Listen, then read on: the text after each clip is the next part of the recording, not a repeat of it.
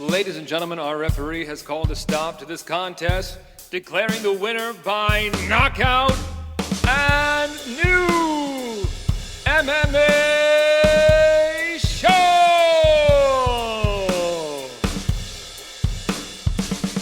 Greetings, ladies and gentlemen. Welcome to another exciting round of and new MMA show. I'm your host, Michael Hansen, and I do all kinds of just swell things with microphones because I'm a ring announcer and cage announcer. You know, I always think of those like in the moment. Those are not premeditated, my adjectives. Like literally on the fly, son. Yeah, we could tell. I'm joined this week by my two co-hosts, both of whom bring MMA punditry up to new heights. Introducing to you first, from New York, he is Mark Prio. What's up, buddy? What's up, boys? Happy to be here doing the show because I need a distraction from the fact that the baseball playoffs are underway and the Yankees aren't in it. The Giants are maybe the worst football team I've ever laid eyes on. And my whole house is already sick because the kids are back in school, and that just comes hand in hand. Nice. So, things are going well. Happy to have this show. It's going to be a dark fall this fall for Mark. We're not deadly sick. It's just all cold and fucking bullshit. Yeah, it sucks. It's not fun. Introducing the only childless member of this show. He is in Florida right now with cats. He is also the Nicaraguan nightmare, Omar Artola. What's up, buddy? Keeping the dream alive for you boys. Tell our audience about your knee, your poor knee. We were doing some clinch work and I hit this dude's shin. I missed the pad completely. I actually went under the pad, and I hit his hip bone, and his hip bone hit my knee bone, and my shit hurts. His shit's gonna be bruised. My shit is whatever it's doing. So I'm trying to balance some ice on my knee right now. But other than that, we're good. Okay. On a side note, your boy has found more of my Under Armour shirts that you may have seen me wearing on Instagram from time to time. I love those shirts. Those are the best shirts I've ever worked out in. They collect sweat and feel comfortable and all kinds of things. Under Armour discontinued those shirts like the superhero kind. Like years ago. Okay. But I found some on eBay for sale. And nice. I have since added Wolverine, Hulk, which sick. Apparently now everybody is telling me I look like a fucking Ninja Turtle, which is a little sad. Who wouldn't want to look like a Ninja Turtle? Well, I was trying to look like Hulk. So. Oh, because you're green, I see. Yeah. So no shell, but I still look like a Ninja Turtle. It's fine. It's fine. But I just got Darth Vader, so I'm very excited for that one. Wow. What does the Darth Vader one look like? It's just a black shirt. With with his little beep boop beeps on the front. Oh, sure. Is it that recognizable? I feel like the helmet is the most recognizable part. Nah, his beep boop beeps are pretty recognizable. Fucking beep boop beeps. Call him beep boop beeps. Oh, my God. Well, dude, feel better. I hope your knee feels better very soon. Same, because your boy still needs to run too. So this is gonna suck if I have to run on this shit. Yeah, dude. Yeah, man. I'm coming off of still like the high that was my first ever 3-gig month back in September. I only have one this month. I only have one per month for the rest of the year. So in a couple weeks, I'll be heading out back to New York for another Warriors Cup. What is it? 56. They're calling this one Thriller, which I love, and it's all of the marketing. It's like a little Halloween themed. I think it's really cool. When's the event? The 20th, Friday the 20th. That's cool. Cool. See you there. Thank you. Thanks for coming. Support. No, I'm kidding. I have never been in all my performing years. I have never been the type who like wants anybody to come to any performance I'm ever a part of. At all. Like, don't come. I don't care. I almost rather just be alone. Anyway. All right, boys. Let's get into this podcast episode. We're going to talk about some of the big matchups from this past weekend, one championship action, as well as some PFL action, PFL Europe that is.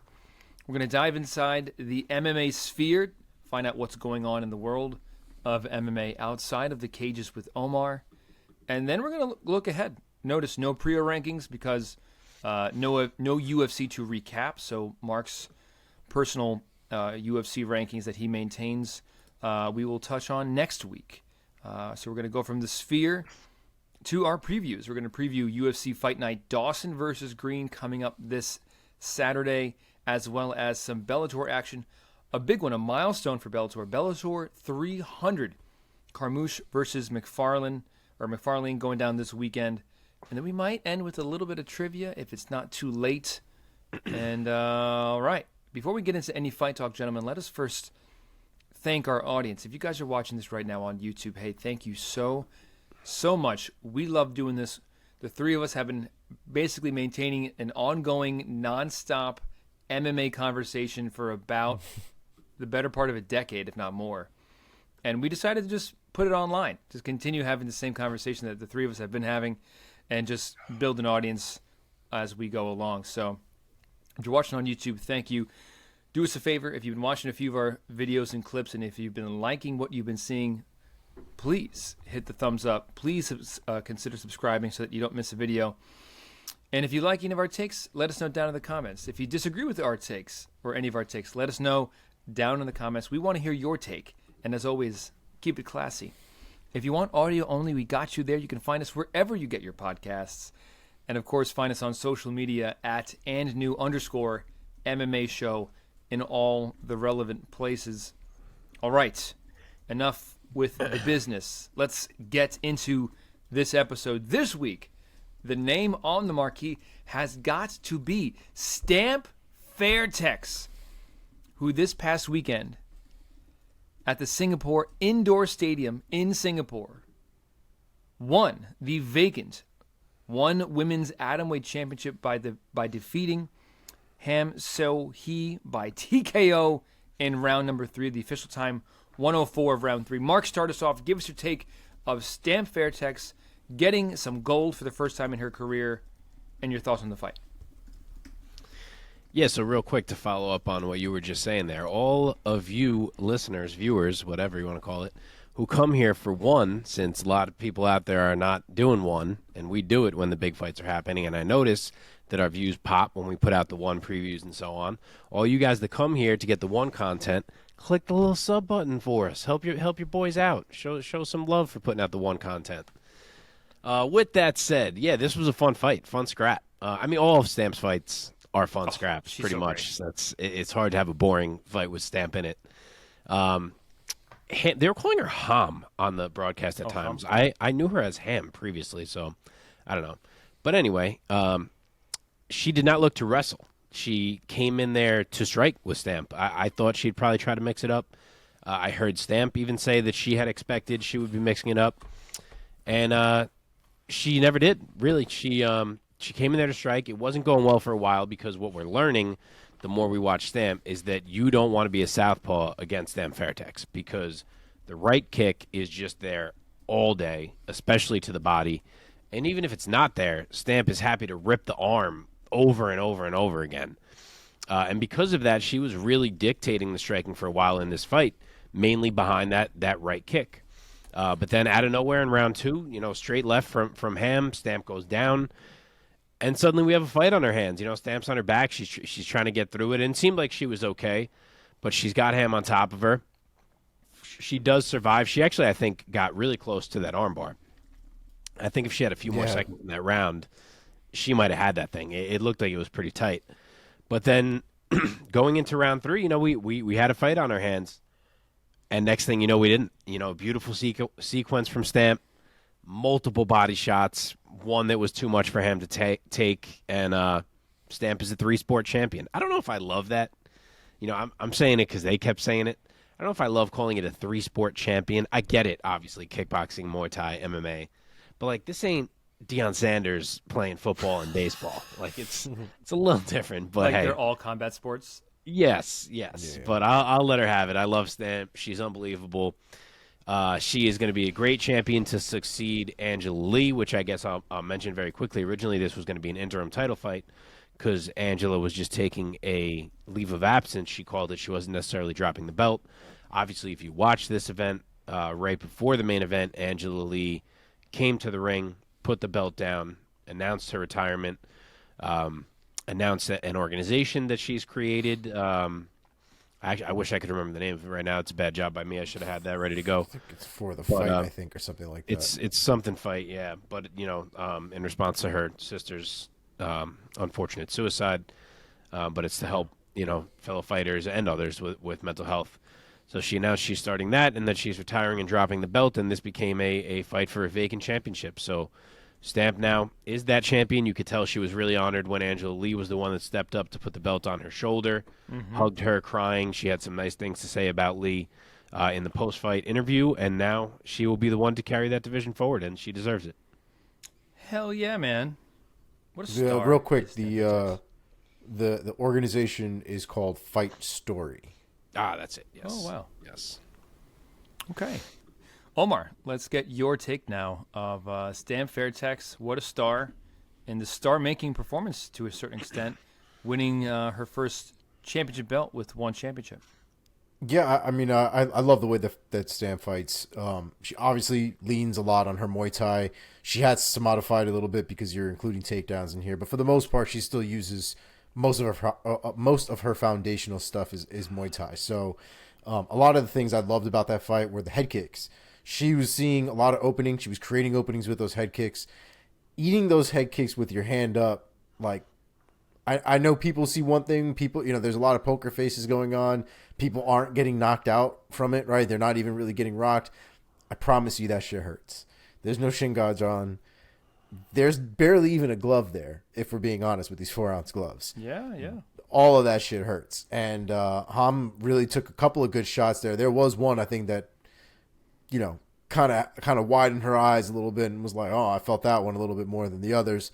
But it was great. I thought the striking was really great. There were times, obviously, where Ham was able to take it down to the ground and kind of slow things down a little bit. And I think that was kind of where Stamp was just at a point in that round where she was like, fuck it, I'm just going to go for it. I think she felt her in the clinch at one point when they were against the fence. She threw a couple of nice knees from inside, man, and people really underestimate how much space you really need to throw a good knee. You don't need that much. You need a nice little hip rotation. You need a nice pop. And that's really about it, man. And good placement will be right on the rib. And that shit will mess somebody up. And Stamp landed at least 2 or 3 good ones in the clinch while they were against the fence. Backed her up a little bit and never let her off the hook. Continued to move forward. Body shots. Came forward rushing her. And the body shots were really the story that sealed the deal at the end of the day. Guys, is Stamp Fairtex one's biggest star right now? I think she's there. You got DJ, but Stamp brings a little bit of the extra it to it, right? You got guys that are big like Mikey Musumeci just based off of skill, but Stamp has the whole K-pop dance thing that she does at every. She's got that extra little bit. I think that pushes her star power more than just the fact that she beats just about everybody's ass. Yeah, are you talking just MMA? Because I think there's probably some Muay Thai guys who you could say have some more star power than her potentially. I just mean promotionally for the one promotion. No, I think you don't think so. I think she's way up there. I think she's skyrocketing. I do think she's a face for sure. I think there's other guys though that are also up there as well, like the Rod Tangs and the Super Lex and that's exactly who I was just gonna say. Yeah. I don't think she's hit that point. But MMA-wise, I think it's her and DJ that are kind of... And DJ, who knows if he's even fighting anymore. I think those are the 2 biggest faces they have in MMA. But I think if the promotion were to talk about themselves, right, I think that her name would absolutely come up along with those other ones as well. Even people like Supergirl and things like that are just big from a name perspective. Maybe not necessarily in terms of their resume. You can't... It's hard to catch up to Rod Tang's resume. That dude's fought fucking everybody and their mother like 3 or 4 times. Yeah. So it's hard to catch up to a guy like that, but some of these women in these divisions are big on the Muay Thai scene, are big in that side of the country, have a huge social media following. It's hard to deny that star power along with their success. Yeah. Yeah, I mean, it's her third belt in the promotion, so she's certainly up there. I will say this. I feel like if one championship has done anything, they have done more than anybody else to promote the sport of Muay Thai at a massive scale and giving the sport such a huge push, man. I think Muay Thai is at the front of mind for more combat sports fans than it ever has been before, and that is solely because of one championship. More and more Muay Thai promotions are popping up. In my home state right now, in Michigan, I just Instagram showed my face the other day, like in the Discovery thing. These guys are creating Michigan's first professional Muay Thai promotion called Mitten Muay Thai, and I reached out to them. I was like, hey, if you guys ever want an announcer, I'm in the state, and they reached out. They were like, yeah, let's hop on a phone call. So we'll see what happens with that, but stuff like that. And it hasn't happened overnight. Like, Muay Thai has been around for a while. Like back in New York, there was Friday Night Fights Muay Thai. I do Warriors Cup Muay Thai. That's on their 56th event, this month. So Muay Thai's been around, but one championship with their huge platform is just like, and making stars out of guys like Rod Tang and Stamp. So, yep, good stuff. Let's talk about what's next for Stamp Fairtex. Mark, what do you think? So, looking at the rankings, Tiffany Teo is ranked number 4 currently. She's actually ranked 5 if we're being technical, but it's because the rankings are fucked up and they have a blank spot. So really she's 4. And she has not yet fought Stamp, whereas the others have, or have a recent loss to Ham, who obviously Stamp just beat. So she seems like maybe the fresh face that could be the next challenger. Her only 2 losses in her career thus far are to Zhang Jingnan. She's won 2 in a row. So if I had to guess, it might be her. There's not really any like huge names waiting in the wings to make some big super fight, unfortunately, unless they did some crossover thing like one is prone to do. But if we're talking just MMA, that's my guess. Any other thoughts, Omar? I mean, the only other person you could really even consider would be the only other person in the top 5 who hasn't recently or ever lost or fought Stamp Fairtex, which would be Denise Mbongana. But, I mean, those are the only 2 options you really have. There's not really much wiggle room, at least from a rankings perspective, that you can look at. Everybody else has pretty much lost the Stamp at this point. Yeah, she... what's her record now? She improves to 11-2 as a pro. It was her 5th knockout win, and this is just MMA, of course. And yeah, it was. She also got performance of the night with that performance. Her 2nd in a row with one now. So what a rising star is Stamp Fairtex. One thing that I feel differentiates her from the Rodtangs of the world is she just has some kind of it quality, I feel, with that. She has this smile, and she comes out and she does this almost ritualized like K-pop dance where she comes up with some kind of choreography, and she's just the word that pops in my head is that she's just a force. She's just a force of nature, is this girl, and she fights just like a champion, and I love her. I love her. Yeah. All right, let's move on. She is. The other MMA bouts on this card, one Fight Night 14, once again going down in the Singapore Indoor Stadium in Singapore this past weekend. John Hands of Stone Lineker gets the win by unanimous decision after 3 rounds. Mark, start us off for Lineker getting the win over Stephen Loman, excuse me. Yeah, he, we thought these 2 were going to strike in there. And they did eventually, but early Lineker landed a body shot that turned Stephen Loman into a wrestler real quick. That wrestling may have actually ended up pulling out that round for him. And then round 2 starts, we see another body shot. He goes right back to the takedown as soon as he gets hit to the body, but this time Lineker stuffed it. And from there, it was more or less the same for the rest of the fight. There were moments in round 2 where Loman was scoring with his striking, since it was such a varied attack against what was basically the right hand of John Lineker over and over again. But even as that round went on, and then especially in round 3, we just saw what we usually see from John Lineker. He literally puts his head down, blitzes forward, wings shots, goes body head, almost fully with the right hand. He throws in the left here and there, and stuffs takedowns with ease. And he just showed that he was too much of a physical battering ram in there for Stephen Loman to overcome on this night. So, early it was close. Once Lineker found his groove and kind of started getting the crowd behind him and he was hyping the crowd and all that, he pulled away in my eyes. I scored it for him. All three judges did too. It's not like it was dominant, but I thought he clearly won that fight. And he needed to, and he got it done. Omar, what are your thoughts of Lineker doing Lineker things? Yeah, I mean, I think Loman fought in a way that favored Lineker, right? He was backing up the entire time. He was obviously trying to keep distance.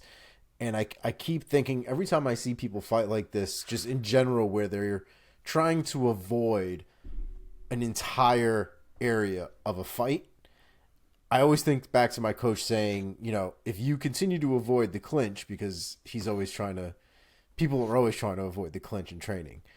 So he's like, if you try to avoid the clinch, people are going to notice you don't want to be in the clinch, and they're going to put you in the clinch. But if you can at least show that you can hold your own in the clinch and you don't shy away from it, you can dictate when you want to be in and out of the clinch. And I just think that there was a certain point where he wasn't trying to get inside with Lineker, right? He wasn't trying to get into that striking distance with Lineker.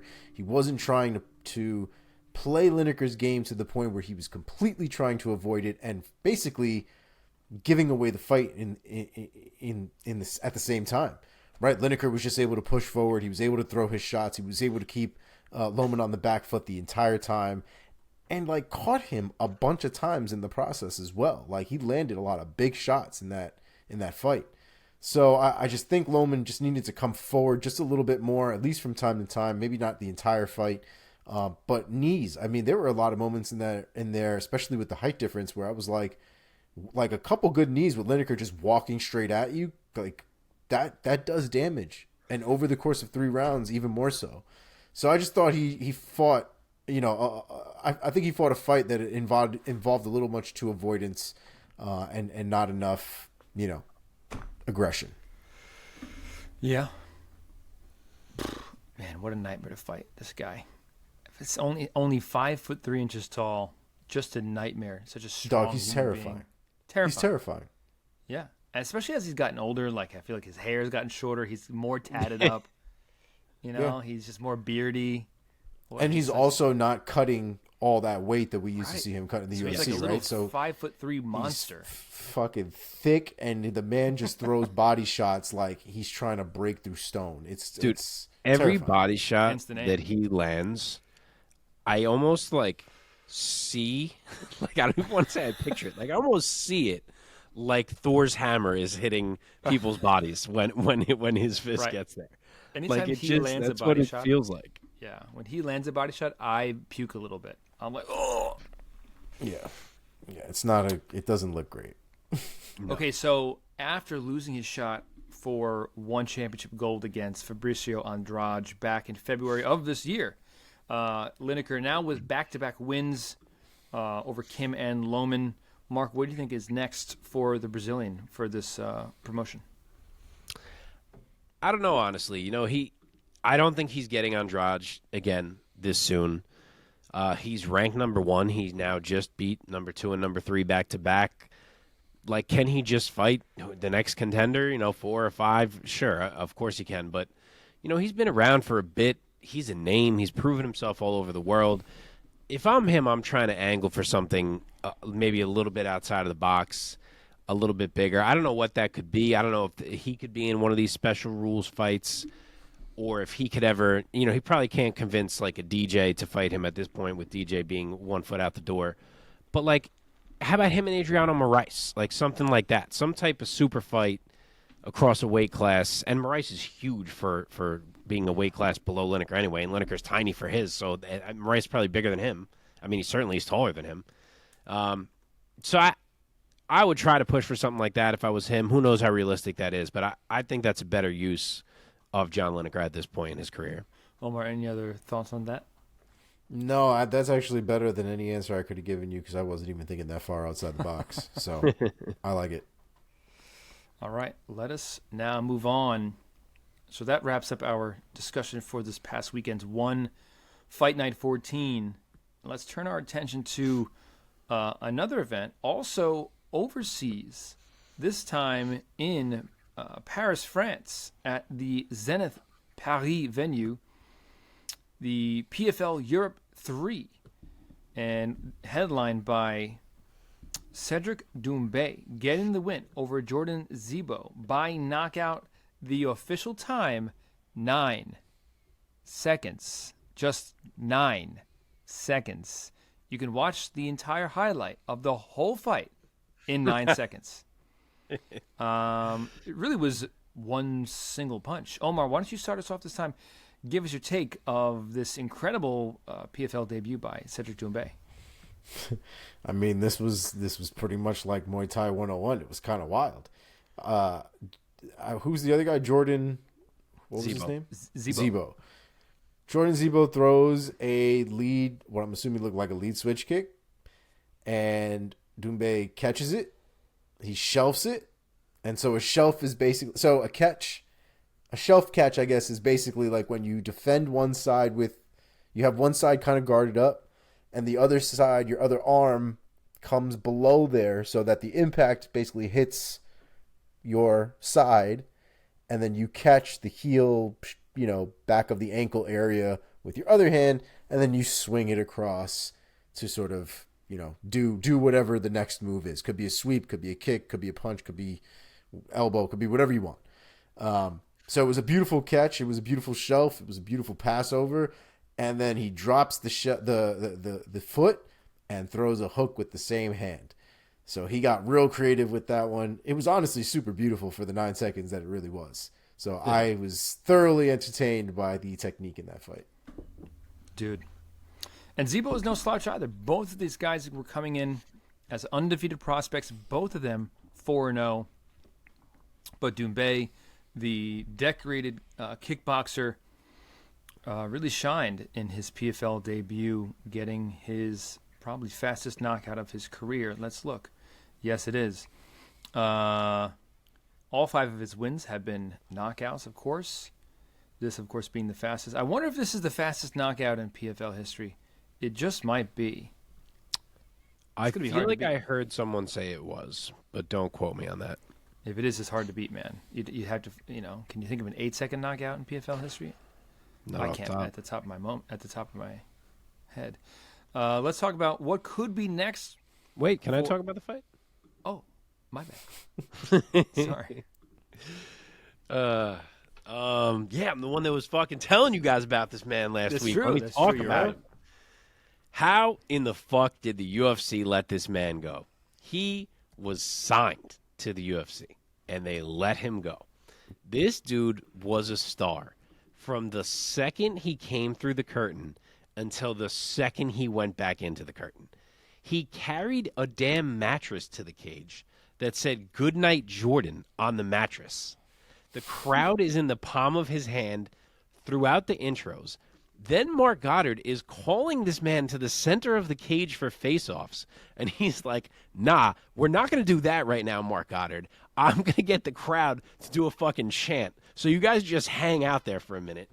Gets the whole crowd to chant while he's yelling Jordan and they're yelling "You're dead" like 3 or 4 times in a row. Then marches himself in for the face-off when he's good and ready for it. And then, since we haven't even got to the fight yet, goes ahead and wins that in 9 fucking seconds.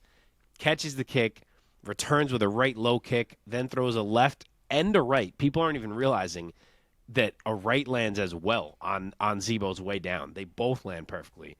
Nothing further is required.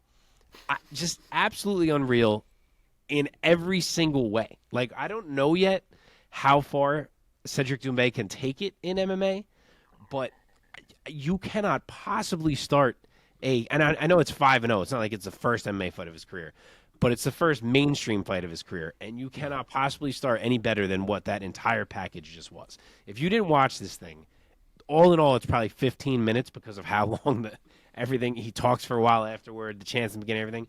Go find it. It's up on YouTube for free from PFL. What a stud, dude. So wait, explain this to me because he was signed to the UFC but never fought, and they just let him go.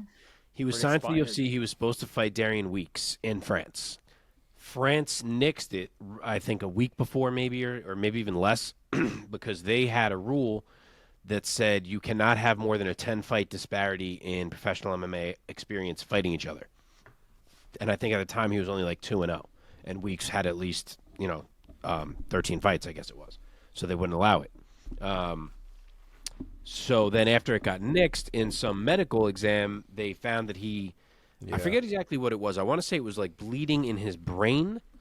And when the UFC saw that, they just got out of the contract. Yeah. And then he got it cleared up, I guess, relatively quickly. Took a couple more MMA fights. Then the UFC came back to the table, but apparently the PFL blew them out of the water, according to Doumbe. I heard him on Ariel a while ago talking about it, and he was like, yeah, it wasn't even remotely close. So they blew it. They had him. They let him go. Wow, imagine Doumbe fighting like the Ian Garys of the welterweight division in the UFC. Dude, yeah. I mean, again, who knows if he's that good at MMA? Like, I'm not trying to say he's Ian Gary level good, but like maybe there's and star level wise, he's fucking ready to go. He's ready to be marketable right Hell now. yeah, I mean, dude. and I didn't even mention he has Mbappe there at the fight.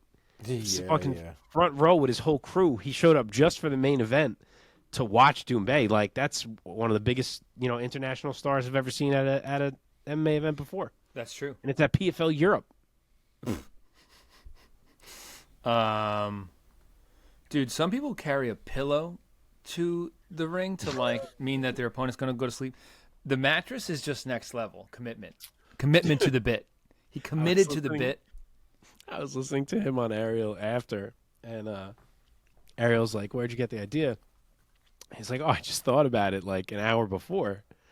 He's like, "An hour before? Like, how'd you get the mattress?" Where did you get a mattress? And he's like, "What do you mean? I had one at my house." And he's like, "You brought the mattress from your own house?" He's like, "Yeah, I just brought it. I had some guy drawing it." I'm like, what the fuck? That's crazy. I didn't know that. Yeah, that's hilarious. My God. Well, have we talked about what could be next for Doumbe promotionally inside the PFL? Or might they move him from PFL Europe over to the States and fight in one of their For sure. seasons? The PFL Europe was just so he could fight on the card in Paris. He was actually scheduled originally. I forget who he was supposed to fight. It might have been Jarrah Al-Sawali. I think that I always forget how to pronounce his name. I think that's it. I think it was him, and he pulled out. But that was on a regular PFL card, and it was in like Florida or Atlanta or something. And then they rebooked him on this card just so he could main event in Paris. But no, he'll be a regular guy. They asked him if he was going to go into the next tournament, and he was saying like, "Yeah, I'm interested in the tournament, but I kind of want to do big fights." And he threw out that he threw out a few names. He mentioned Masvidal. He mentioned Nate Diaz. Obviously, these guys have no association with the PFL at this point. But he also mentioned Anthony Pettis. And I think that's exactly where we should go.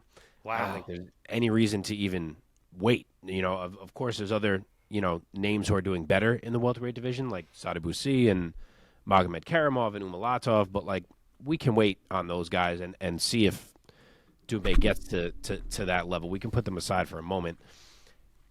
And I think right now you strike while the iron's hot, and I think the Pettis name carries more name value as a matchup for him anyway. So I think that's what you should be doing to make this guy a star right now. And I saw today, actually, that Pettis already responded and implied that he's down and actually said that he thinks it'd be the biggest fight in PFL history. So let's do it. Yeah, dude, let's go. Omar, Yeah, what do you I mean, think? those two would be fucking electric. Yeah. Forget it. Yeah, I don't disagree. I think stylistically, too, that matchup is guaranteed to be fireworks. The only thing that concerns me about it a little bit is that Pettis hasn't really been focusing on MMA, it seems, at least not according to the social media, and obviously the man doesn't share every aspect of his life with us, but it just seems like his focus has been boxing more than anything lately, and I just hope we don't run into that Conor effect where all of a sudden the stance is completely different. Pettis is not relying on his kicks the way that he used to, and we're not seeing the same Pettis going into a fight against a disgusting kickboxer. So I'm hoping if that fight happens, because I think a kickboxing Showtime Pettis is a very good fight against Cedric. So I just hope that that's the one that shows up and not the boxer. That's all. I did hear Pettis say recently that at least for now he's done doing the tournaments because he said it's just very hard and grueling to have to stay close to weight and be in constant camp. And he said his schedule is just too busy to successfully do that at this point in his life. He said he's not necessarily ruling them out for good, but for right now he's looking to do super fights where he can really get into one camp and focus on it and then kind of return to his life. So this would seem to fit that bill to me. I agree. Show up, throw some good shit, walk out with a pocket full of cash. Yeah, dude. Yeah. That's a great striking matchup. And then give the cash to Mike. And then give it to me. Give all of it to me for being his ring announcer. Yes. Cool, man. All right. Cannot wait for Doumbe's next fight, man. Let's now go inside the MMA sphere with Omar. Omar, tell us what's going on? Well, first of all, I'm at a weird angle here because I'm trying to hold on to this ice on my knee. So I'm like tilted here, but we're going to work through it. We got a couple of things here, a couple of stories and updates. So for those of you who watch the sport a lot more than others, might know who your referees are, especially like your big referees, the ones you see quite often. There might have been noticed that Mike Beltran hasn't been around for a while. For those of you who don't know, Mike Beltran is the one with the big handlebar mustache that referees quite a bit in the UFC. Mike Beltran apparently had diverticulitis and apparently underwent some surgery in order to get that taken care of, and then obviously had to go through a healing process and all that stuff. So he recently returned back into his refereeing day, or his refereeing job, I should say, in the last week or so. So looks like he's slowly on the return back. We might see him in the UFC maybe sooner rather than later at this point. But diverticulitis surgery is not a small thing. From what I remember about the Brock Lesnar situation, there was chunks of the intestine that had to come out for that surgery to go well. So, yikes. All right, next on the list. Turns out Alexa Grasso also broke her hand in that fight against Valentina Shevchenko, so everybody's hands are broken. So the excuses are even further out the window. But apparently Alexa Grasso didn't even really think too much of it after the fight. You know, her hand was sore. That was what it was, and she kept kind of training. But she noticed it wasn't getting better, so she did end up getting it taken a look at, and it does look like her hand is fractured. So she will be getting that. Oh, she did get surgery, actually. Surgery was a success, so I'm sure we'll see her back in there probably sometime mid-next year, if not during the summer. Next, we have an update on the Jake Shields situation. So for those of you who don't remember, Jake Shields and Mike Jackson, former UFC fighter, also got into a little bit of a tussle at the UFC PI. Since that time, Mike Jackson has actually sued Jake Shields, and he is now being charged with misdemeanor battery, and there is a warrant out for his arrest. Apparently, they were trying to get this cleared up months ago, but he didn't show up to the arraignment, and so he basically had a bench warrant put out for his arrest because he didn't show up to court. So he has not yet made any kind of acknowledgement about the situation. But I'll tell you what, I was going to make, I just have to say, I don't know. This is what it says on the police report. I hope it's the right police report. It seems like the right police report, but it says that his middle name is Sequoia. Jacob Sequoia Shields is what's on that police report. Didn't see that one coming. You're just surprised. How the heck? I mean, yeah. Are you not? Does that seem like a normal middle name for somebody like Jake Shields? You thought it was going to be like Scott? I didn't think it'd be like Pocahontas. Isn't he? Where is he from? I'm just saying. Is he from like I have no Oklahoma or something? No. Sorry, I was Texas? He's a Cali guy. Oh, he's a Cali guy? Oh, I guess that would make sense, right? 305 and the whole deal. Nick Diaz Army. Yeah. I guess that would make sense. All right. Dude, next I have on the so many list feelings about here- the whole lawsuit thing. Not lawsuit, but the charges. I mean, I have many- I kind of many get mixed it, but feelings. like at the same time, you can't just be hitting people, right? Especially people you don't know, people you're not cool with, people you actually have real beef with. Like, this is the same thing with Masvidal and Colby. Like, as much as I don't like Colby and as much as I don't really feel bad for him, you still can't do that shit. You know what I mean? You can't. You can't. So I mean, the lawsuit, I mean, that's his right. If that's what he wants to do, that's what he's going to do. You know what I mean? He doesn't like Jake Shields. He has no affiliation with Jake Shields. He has no loyalty to Jake Shields. So in his Clearly head, not. he's like, fuck Jake Shields. So I don't. Fucking I press the don't- charges. Yeah, I get it. I mean, so a lot of these older guys are like, "You just settle it in the cage, bro," and like, I get that, but the dude doesn't have to, right? Like, you don't know him from a fucking hole in the wall. So I missed this. Were you?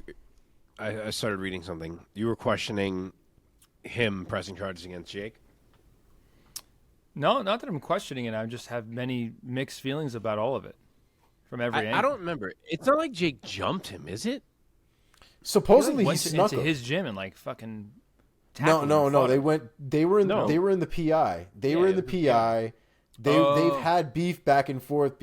Like, Jake is very like right wing and very, you know, on Yeah. that side of the aisle kind of thing. Mike Jackson has been vocally on the very much on the other side of the aisle. They have very opposing Right. views.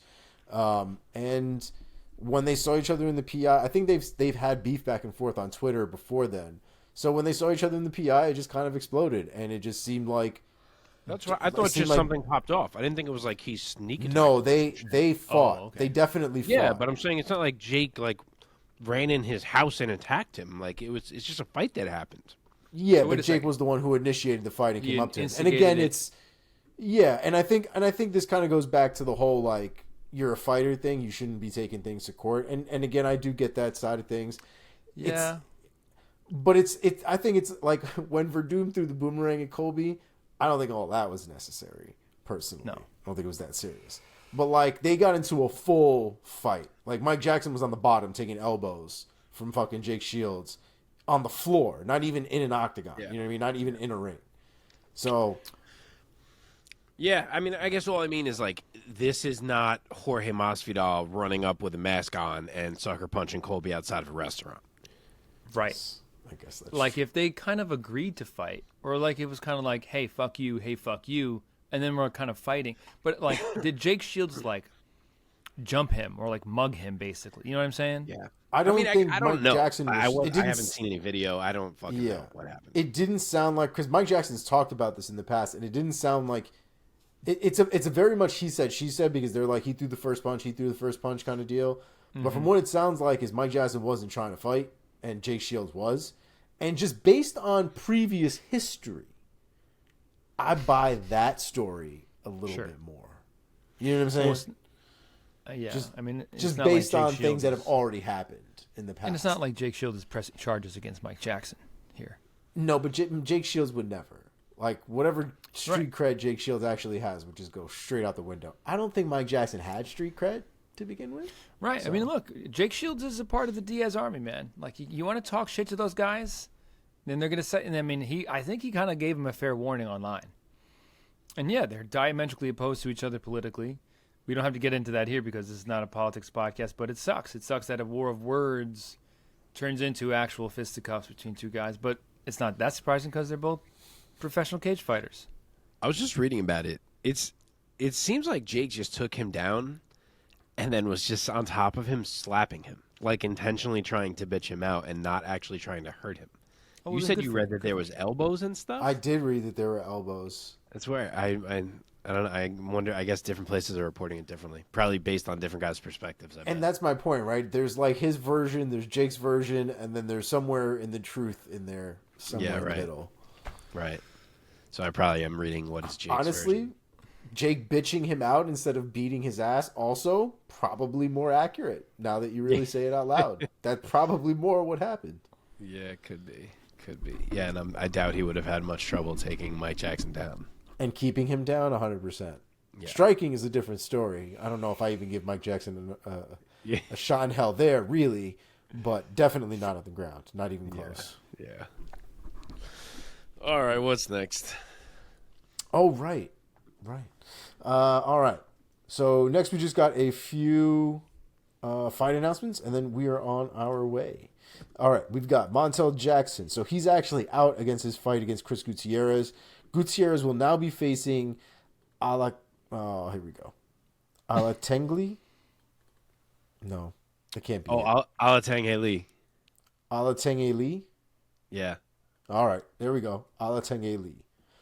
So again, that will be going down October 14th in Vegas. Next on the list, we have Mark DeCasey. He is returning in the octagon against Hernandez. That might be how it's pronounced. That that how do you fight spell is that first name? KauE with a little caret above it. I don't know that person. I'm assuming that's a debut, but I don't even know who that is. I will text it to you right now so you have it. That fight has been added to UFC Sao Paulo on November 4th. Debut from LFA. We have Charles Johnson versus Rafael Estevam. Could be Rafael Estevam. I don't know where he's from. That fight has been added to UFC Vegas 82 on November 18th. We also have Jonathan Pierce versus Joanderson Brito, also on that November 18th card. Wow. It's a good fight. Andre Muniz versus Ju Young Park has been added to UFC's December 9th card. Oh, wow. All right. Irene Aldana versus Cal Rosa has been added to UFC 296 on December 16th. Casey O'Neill versus Ariane Lipsky has also been added to the December 16th card. The death of the featherweight division is official as Yana Santos and Norma Dumont fight a bantamweight fight on January 13th in Vegas. And finally, Arnold Allen versus Movsar Evloev has been targeted for UFC 297 on January 20th. And that is all we have for you this week. What a fight. That is a good one. Need that. Okay, let's see.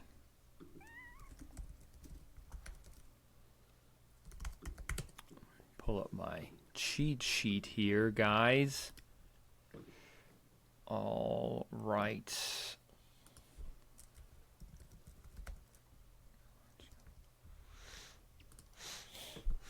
Please hold.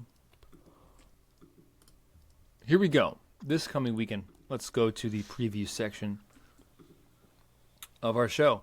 We're going to be treated to a very nice UFC Fight Night card.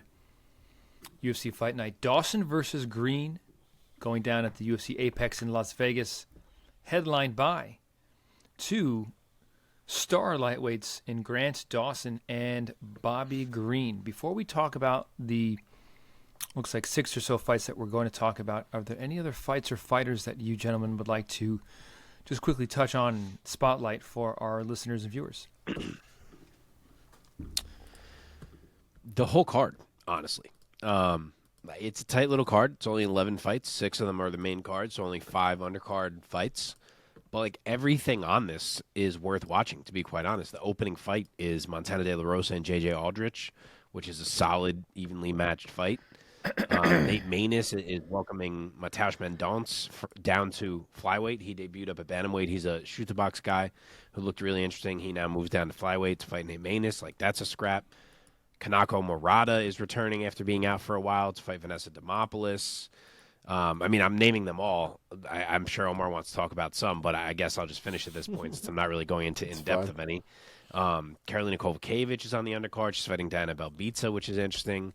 And then even Munoz and Aori Kilang, which is probably the lowest name value fight. Like, that's like a dead even fight in my mind. And even the betting odds, it's like practically a pick 'em. So it's a really solid card. Yeah, I agree. Oh, you don't want to say anything about any of them? I tried to like very lightly touch them to leave you. No, if you wanted to comment. I figured you did touch on all of them. There wasn't, you were pretty much all the way through, and like you said, I mean, it is a solid card all the way around, really from beginning to end. they're all really, really good fights. The Karolina Kowalkiewicz fight, I'm actually pretty interested for personally. There you go. She's one of these fighters that right now I think it's really about her motivation and kind of where she wants to go in this in I guess in the sport. I think at this point, she's obviously had a really, really rough skid. She looked really good in her last fight, so I think if she keeps the momentum, she's going to look really good. So I'm excited to see her against Diana Belbita for sure. Boom. Dude, she's there you won 3 in a row. She looks great again. Has it been 3 in a row already? Fuck. Yeah, man, 3 in a row. I mean, it's hard to remember because first it was 5 losses in a row. Yeah. But yeah, she beat Felice Herrig, she beat Silvana Gomez Juarez, and then she just beat Demopolis. So she looks much better. But I do like this matchup because Belbita, as much as she's, what is she, like 2-3 in the UFC, I think. But she's a dog. She's in there to scrap. So that could be a good one. Yeah, for sure. Okay, let's hop into this first one, guys. Making pretty good time. Let's see. Going down in the Happens when you only have 3 recaps. That's true.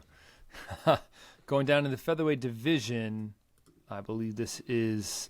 Are we starting out?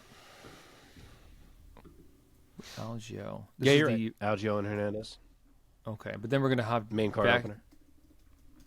Okay, but we're still also gonna do Lins versus Cutelaba. We're just going right up the main card, starting with the opener of Algeo Hernandez. So we're not doing Philipe Lins versus Cutelaba? Yeah, it's the next fight on the main card. Oh. Has it changed? Has it different? Okay. Oh, dude. I just went to UFC. They changed it. It was a 6-fight main card as recently as today. And now it's not. They changed it to a 5-fight main card, and they moved Lins and Cutelaba down. All right, so should we do them first? So we're doing this in proper order. I wonder why they did that. So what they looks probably like needed a hook for the prelims. Yeah, featured bout on the prelims. Nice, exciting fight. Light heavyweight fight between a couple of action guys. So here we go. Feature bout of the prelims: Philipe Lins taking on Ion Cutelaba. Lins Monstro is the 38-year-old out of Brazil. He is 17-5 as a pro with 9 knockouts. Coming into this weekend, riding a 3-fight win streak, and he'll be standing across from the Hulk, Ion Cutelaba, the 29-year-old out of Moldova, 17-9 with 1 draw and 1 no contest. 13 of his 17 victories have come by knockout. He's coming off of 1 win against Tanner Boser by TKO in the first round back in this most recent April. Omar, you start us off. Give us your take and your pick of Lins versus Cutelaba. I just say it's a pretty interesting matchup between the two fighters. I'm really interested to see Lins here in this spot. I'm still not sure if I'm completely sold on Cutelaba. I know he just came off of a good win against Tanner Boser, and I promise not to give Tanner Boser shit after his last win, so I won't. But Cutelaba just, I don't know, man. I don't trust his chin very much. I feel like both of these guys are prone to getting hit in a fight, getting hit early in a fight. And I think if I have to really bet on somebody's chin, I'm going to bet on Lins at this point over Cutelaba. So I'm going to go with Philipe Lins, first round KO. Okay, Mark, give us your take and your pick for Lins and Cutelaba. So, pretty close odds. Lins is the favorite. He's minus 150. Cutelaba is plus 125 as the dog. 1 inch of height and 3 inches of reach for Philipe here. I get the being unsure what to think of Cutelaba. I feel like that's just how it's going to be forever and ever with this man. But I'm also that way with Lins. As good as he's looked since going 3-0, since dropping down to light heavyweight, I'm not like so sold on any of these performances. I wouldn't say, and I kind of think it may end here. To the point that I even kind of feel like Cutelaba may run Lins over. And I know it's risky to like make bold claims like that when it comes to Cutelaba because he can fail spectacularly just as much as he can dominate spectacularly. But I just think his style is a style that Lins doesn't have the right tools for, especially because if it hits the grappling, where sometimes Cutelaba will run into trouble. I actually think he should be okay against Lins. So I think he might just go balls to the wall here, and I think we may get a classic Ion Cutelaba performance just, by virtue of being like a more dangerous, I used the term battering ram with Lineker earlier, kind of same deal here, like a physical battering ram early and get Lins out of there. So I'm going to say Cutelaba round 1 KO. Wow. Tell me again the odds. Split the round 1 KOs, Mike. Split the odds here. The odds were Lins minus 150, Cutelaba plus 125. So fairly close. Yeah, very close. Yeah. Very, very. Yeah, I find this fight to be hard to pick because of the unpredictability of Cutelaba here. Like you said it very well. He can fail spectacularly, or he can win spectacularly. I don't like picking with that, so I will go with Philipe Lins by first round knockout. There you go. 3 first round knockouts are the picks.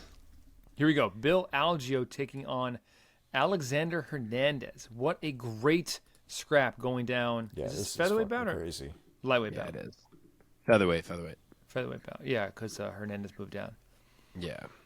Granted, here then we he was go. up again fighting Jim Miller in his last fight, but now he's down again. Bill, it's crazy that he cuts to 45, man. He's such a muscular guy. Dude, and the first time he did, he's only done it once so far, which was the Quarantillo fight, which he lost.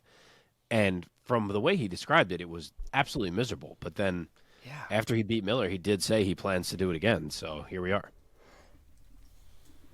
Yeah, so Bill Algeo, Senor Perfecto, the 34-year-old out of State College, Pennsylvania, 17-7 as a pro with 11 finishes, 7 of them submissions, most recently coming off of a submission victory over TJ Brown back in April.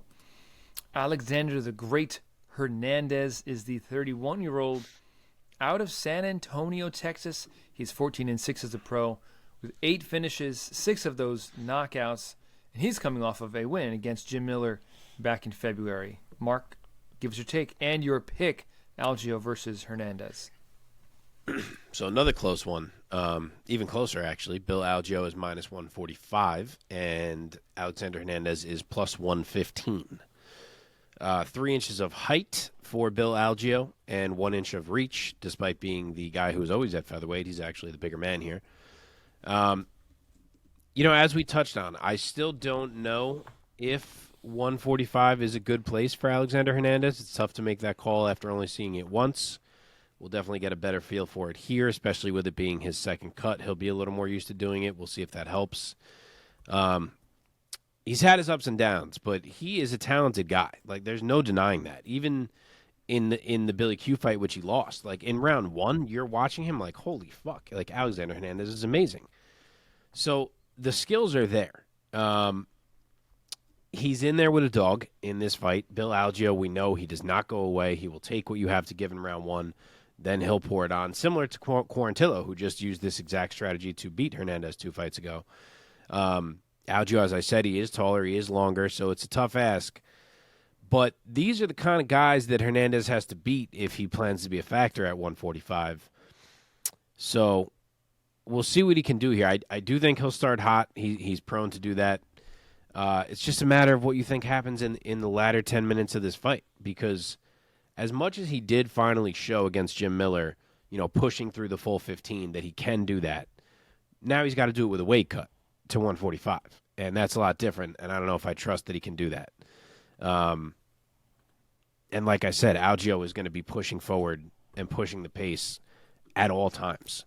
So it's a tough ask, but for reasons I'm not entirely sure of, I think just because of the talent that I see in Hernandez, even though I feel like the matchup and styles dictate picking Algeo here, I'm going to go with what I feel is a little bit bolder pick, and I'm going to say Hernandez wins a really close fight. I will say split decision for Alexander Hernandez. Omar?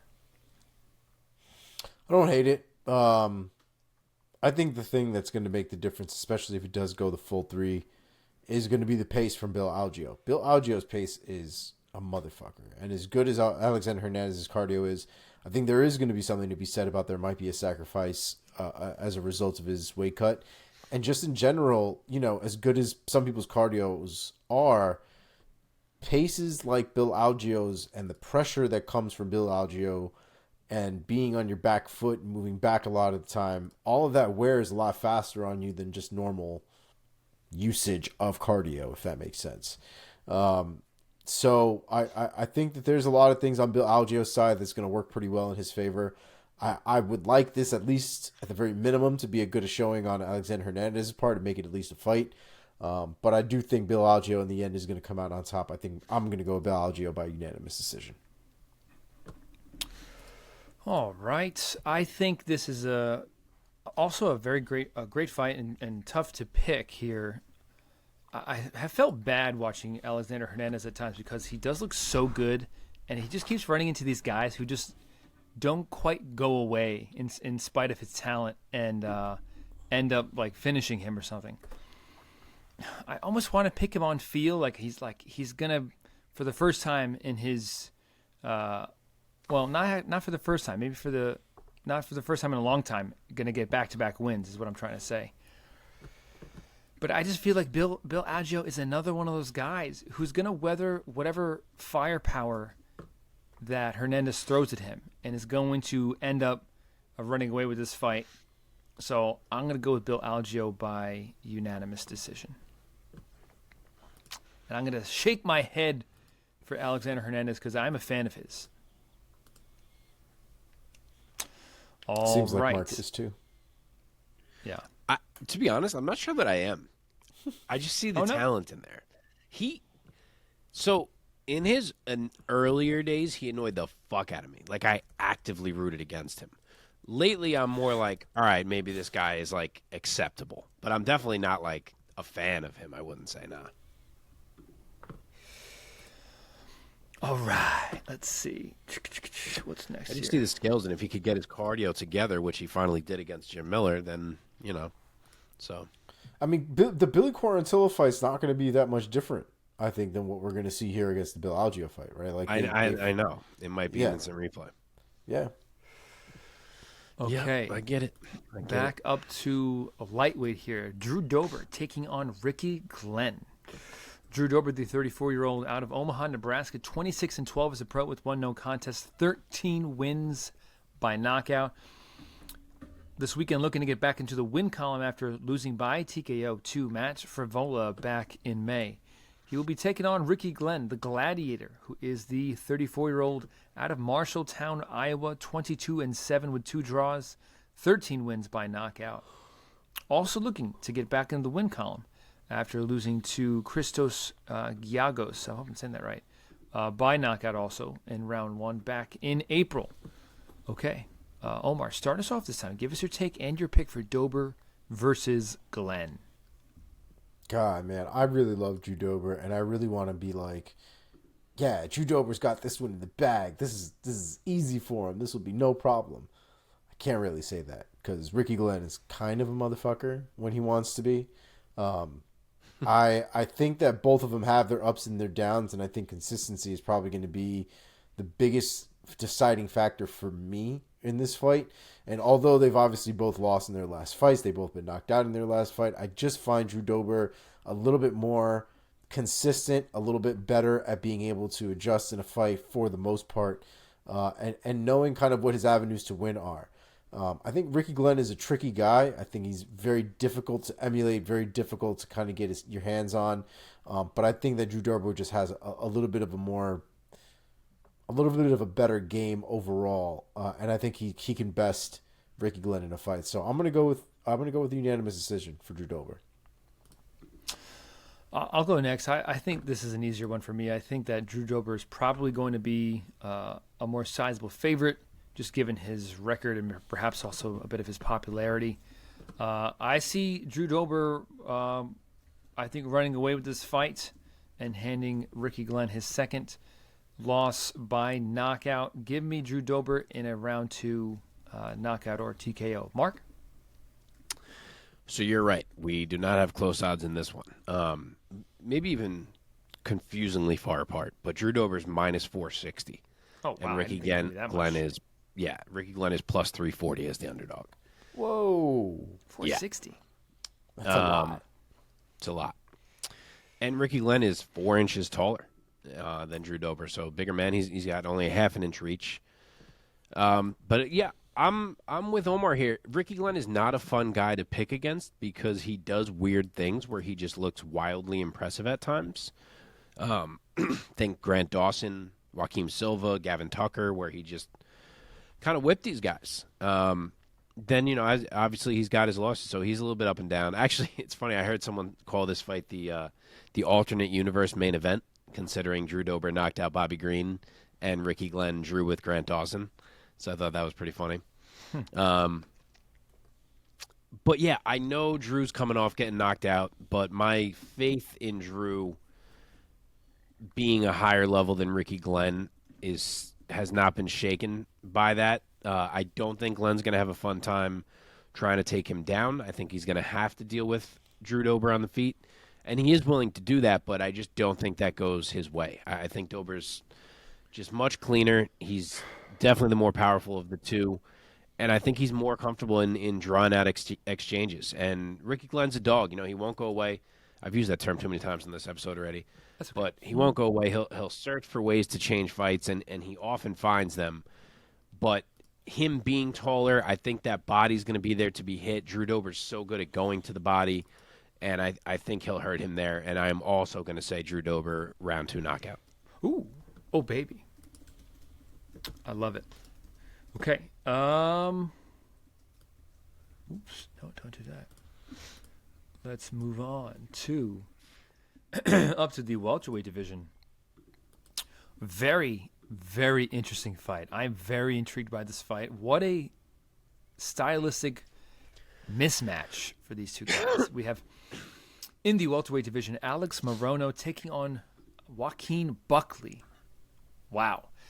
Alex, the great white Morono, 33 years old, fighting out of Houston, Texas, coming into this weekend with 23 victories and 8 defeats with 1 no contest, 9 decision wins, 6 knockouts, and 7 subs. So a very well-rounded martial artist is Alex Morono. Coming off of a submission victory over the great Tim Means this past May. Finished Tim Means off in the second round with a guillotine choke.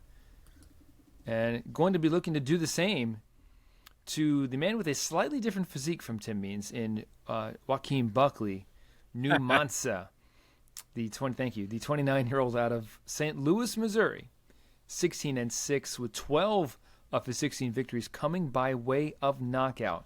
Also of note, no wins by submission, and he's also coming off of a nice TKO/knockout victory over Andre Fialho back in May of this year, round number 2. Mark, start us off. Give us your odds and your pick of Morono versus Buckley. Who do you guys think is the favorite? Probably Buckley. Honestly, if it were me, man, I think Morono should be the favorite in this one. So I thought Morono was going to be the favorite as well. He's not. He not like it's super wide, but he's plus 140 as the underdog. Wow. And Joaquin Buckley is minus 170. But I do get it, and I'll explain why. First off, just the stats quick. 1 inch of height for Morono, but actually 4 inches of reach on the Joaquin Buckley side, so pretty big factor there. Man, I can't shake this fucking cough. I'm sorry.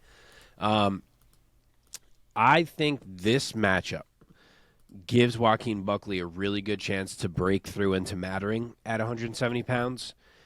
And what I mean is that there are guys who Morono has beaten or who are ranked lower than Morono, who I think may be tougher matchups for Joaquin Buckley, style-wise, than Alexander Morono will be. And I'm not saying Buckley definitely wins, because I think Morono is a real tough test. But if he is to beat someone on this level, I think Morono's the type of guy he could do it against, and that is because of the athleticism. Now, of course, Morono could look to grapple and maybe change this fight in ways that frustrate Joaquin Buckley. Maybe he can do that. He is super slick, as we always say, in the grappling. But Buckley has improved there, and he's used to trying to anti-grapple against much larger men up at 185 pounds. So you'd like to think maybe he could prevent that and make this thing take place mostly on the feet. And there, as talented as Morono is, I think the athleticism is just going to be a really big factor between the two of them. Buckley, I expect to be much quicker. I already said he's going to have that 4-inch reach, which is a factor. He carries much more power. He's the more dynamic striker, and it's not like Alex Morono doesn't get hit because we've seen him eat some shots in there. But Joaquin Buckley's not a guy you eat shots from. Like, you eat a couple shots from Buckley, and you're going to fall down. So I think Buckley can do it here. I'm going to say he finds the off switch. I will say Joaquin Buckley round 2 knockout. Omar. Yeah, I mean, I definitely see that. I see that take. I see that possibility for sure.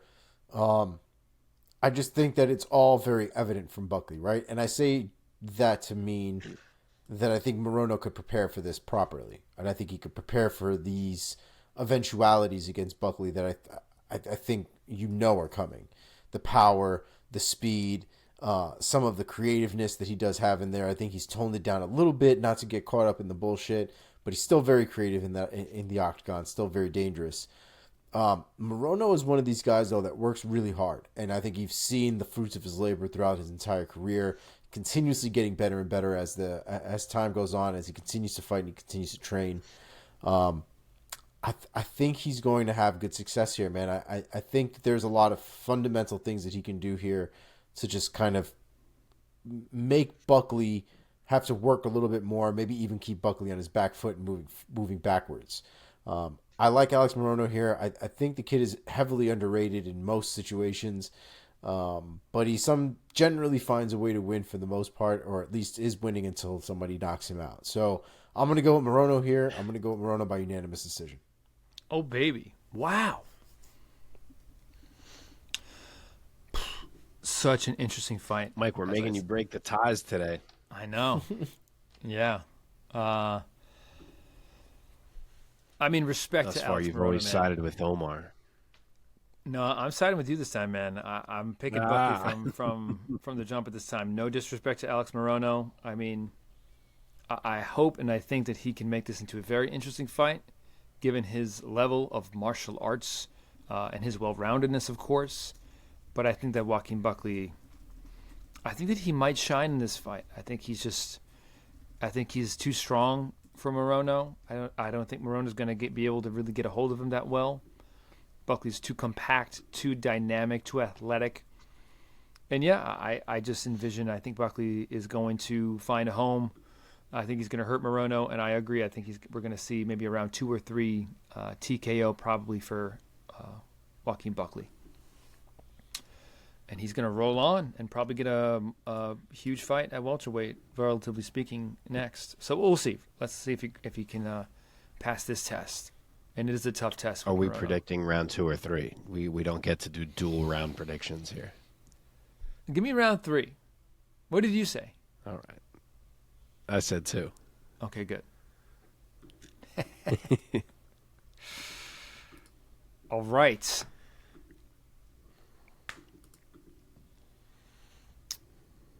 Moving on up to the middleweight division, Joseph Pyfer taking on Abdul Razak Alhassan.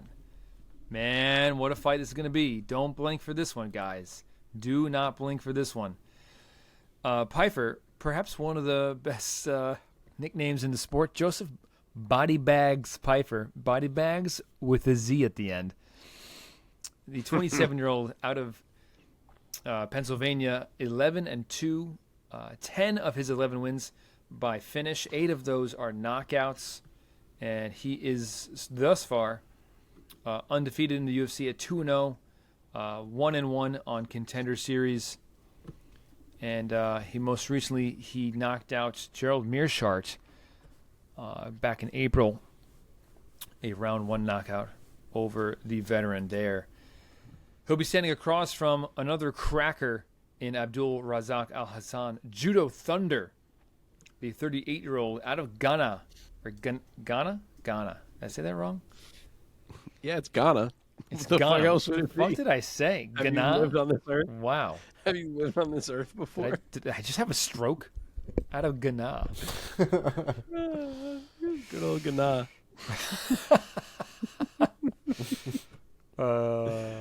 Okay, he is 12-5 as a pro, and all 12 wins have come by way of knockout.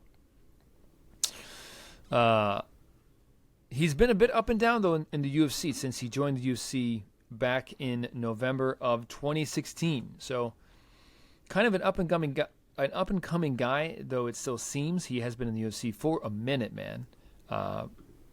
He's been kind of ping-ponged back and forth between wins and losses, but most recently a knockout victory over Claudio Ribeiro back in January of this year. Okay, Omar. I predict, Omar, that Mark is going to tell us that these are somewhat close odds because both these guys, anybody can knock anybody out in this fight at any time. So let's see what you think, buddy. Would you like me to share them for you, Omar, before you go, or wait? I mean, you can share them. I'm going to tell you right now, I don't think they're going to be that close at all, to be honest. I think Joe Pyfer probably's got a good little lean over Abdul Razak Alhassan. They're not even a little bit close. Oh, no? I would imagine Joe Pyfer is probably... I mean, if the other one was as wide as it was, I would imagine Joe Pyfer could be like a minus 500 even, really. And maybe Abdul's like a plus I don't know, plus 250. Where I am looking, at least, Pyfer is minus 460. Oh, and, damn. Abdul is plus 340, which is actually the same exact odds that Dober and Glenn are, now that I'm looking at it. Yeah, I mean... I didn't think this would be that wide either. I was pretty surprised. I'm not shocked, man. As good as Alhassan is, man, he's he has some flaws, and Joe Pyfer is kind of the hot shit right now, right? He's got the momentum, he's got the movement, and he is a problem. You know what I mean? His performances have been really good, and there's nothing about Alhassan's performances that make me think that he is going to stop Joe Pyfer from doing what Joe Pyfer is going to want to do in there. And correct me if I'm wrong, Mark, but I feel like Joe Pyfer is going to be the bigger dude in there. Oh, yeah. Oh, yeah. He's like 4 inches taller. He's 2 inches taller. Wait, did I write this wrong? 4 inches taller, 2 inches of reach. I think I wrote it backwards. But he's also like the much thicker, larger dude as well. Yeah. I just don't think that Alhassan can be the bully that he normally needs to be in order to win the fights the way he wins fights. So I'm going to go with Joe Pyfer here. I think it does become a little bit of a brawl, but I think Joe Pyfer is just going to be too big and too long for Alhassan to really find the success that he needs to before he ends up getting tagged. So I'm going to go with Joe Pyfer here, round 2 KO. Mark?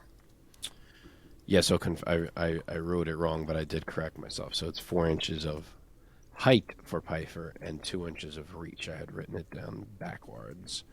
But yeah, definitely the larger guy. I know he's a big favorite, but I do think Alhassan is a threat here. He is very willing to get into exchanges, and he's very comfortable there. And when he lands very big. And he's also finally, it seems, becoming a much smarter fighter as of late in regard to game planning and actually pressing his advantages and fighting a little more under control. But with all that said, I do think the size is a bit too much of an X factor here. Not saying Alhassan can't catch him, because he absolutely can. I don't even mind a sprinkle on him by knockout, whatever those odds might be, especially because Pyfer's still a bit unproven. But making a pick on the face of it, I got to side with the size of Pyfer. I think it plays a factor. He's such a big dude. Alhassan's a former welterweight. Pyfer has the grappling in the back pocket if you ever needed it. And frankly, I think he may just find Alhassan's chin in one of these exchanges. I think it could be close to that point, but I'm going to say Joe Pyfer, in a battle, I'm going to say, but round 2 TKO. Yeah, I do think that this is going to be a don't blink kind of a contest. But you know me, man. I got to go with the guy who's a decade younger and 4 inches taller. I'm going to go with Joe Pyfer, of course.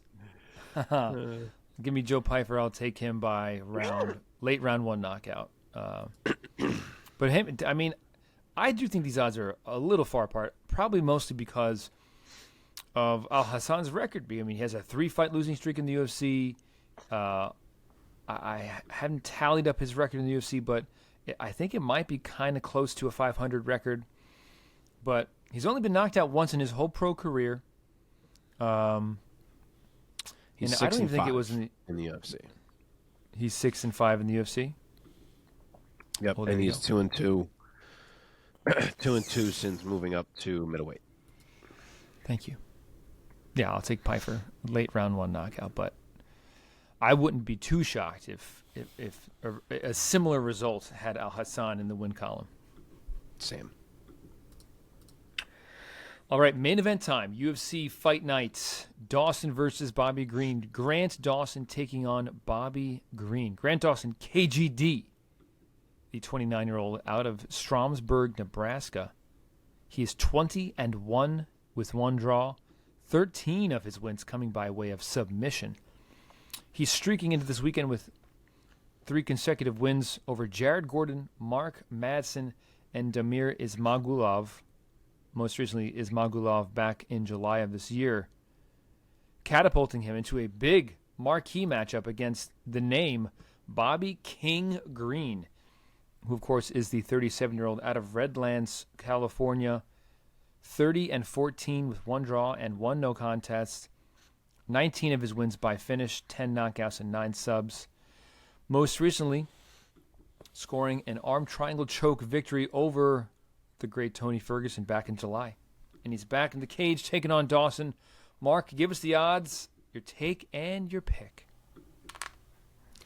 Is Grant Dawson the most casually 20-1 fighter there ever was? Yes. Like, I feel like no one talks about it. The dude Nope. is 20-1. Like, it's not even a talking point. It's wild. He is big favorite, though, getting his respect from the bookies. He is -410. Bobby Green is +310. Another one that is maybe a little too wide, in my opinion. But great matchup. The height is the same. Grant Dawson will have a 1-inch reach advantage. This fight, to me, comes down to a couple main questions, and that's really it. Question 1, do you trust that Grant Dawson's grappling is that good that he can continually bring Bobby Green to the mat round after round and limit the striking exchanges? Question 2, do you trust that he can keep that up for all 25 minutes? Because there was a time not that long ago where he had issues making it 15 minutes. Now, he has cleaned that up in his last couple fights, but now we're talking about 25. So has he cleaned it up to the point that it still doesn't matter in 25, or are we going to see it come back to haunt him here? So I don't know. But if you're losing it in 4 and 5, Bobby Green is not the guy that's going to let you skate in there. You know, he's going to be on you. So they're tough questions, but Grant Dawson has looked almost undeniable in the grappling at this point. Like, in no way am I comparing his skill to Khabib's, but kind of like how you just knew Khabib would take the fight down. That's almost how it's becoming with Grant Dawson and taking people's backs.